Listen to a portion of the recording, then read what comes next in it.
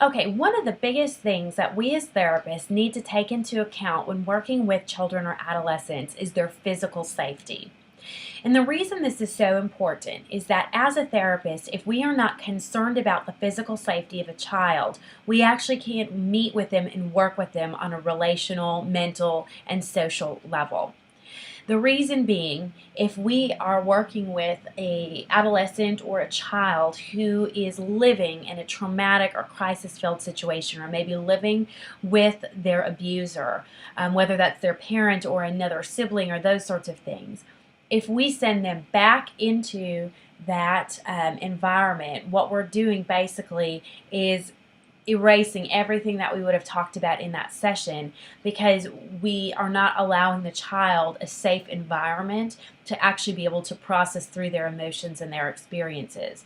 Rather, we're sending them back into that environment and essentially re-traumatizing them over and over and over. So as a therapist, of course, we are simply an advocate for child's or adolescent safety. We are not qualified to necessarily pull a child out of the home nor to find them housing. There are other services in place for that.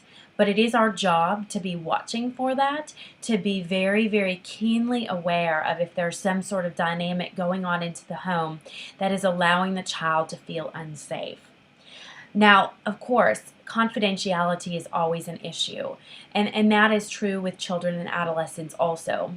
It can get very sticky when you're working with this clientele, because usually their parents are paying for counseling and they like to keep a brief knowledge of what's going on. But of course, the things that we talk about in our session, the specifics and the details, those are confidential between your client and you, your client being the adolescent or the child. However, confidentiality limitations state that if, as a therapist, we are made aware of, or if we suspect that any sort of abuse is going on, that we need to notify the appropriate authorities. Now, abuse could be sexual abuse, physical abuse, emotional abuse, verbal abuse, mental abuse, or neglect. All of those sorts of things. And neglect really has other facets. It might be that their basic needs are not being taken care of. It might mean that as a 9-year-old, they're coming home by themselves and staying there for a few hours a day while dad or mom finishes up work, and they are expected to care for their 6-year-old sibling, make dinner, those sorts of things. Those are things that are inappropriate for a 9-year-old to have to do. So in those cases of abuse and neglect where we either know that this is going on or we do suspect it going on, it is our ethical mandate as a therapist that we need to notify Child Protective Services. Now, of course, this in and of itself can be a very, very traumatic process, both for the client and for the counselor. And this is because, of course, we want to maintain that relationship with the client, but we know as a therapist that we cannot continue to work with a client and send them back into that environment.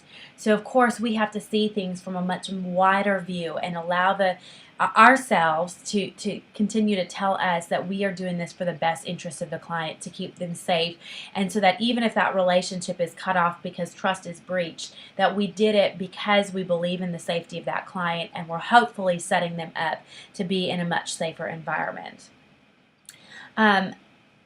Unfortunately, I've had to call CPS way too many times. There was a point when I was working in community mental health where CPS was actually kind of on my speed dial. Those calls became very familiar to me. Talking with the CPS workers became very familiar, and it's never ever something that's fun to do. But what I was able to take hope and peace and rest in was the fact that I knew that I was doing my job as a therapist in protecting my clients, and I also knew that as a human being, I was doing my job in making sure that I was being an advocate for those who had a very small voice in our community. So that was not the way that I justified it, but it was the way that gave me peace when I knew that there was chaos that was going to erupt because of that CPS call. So I just want to tell you that those calls are very, very difficult to make. It is never fun to talk about abuse that's happened. It's never fun to tell the family that you've had to make that CPS call.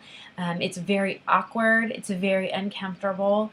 But the way that you get through that as a therapist is knowing that you are doing your job to protect those children and those adolescents that you're working with.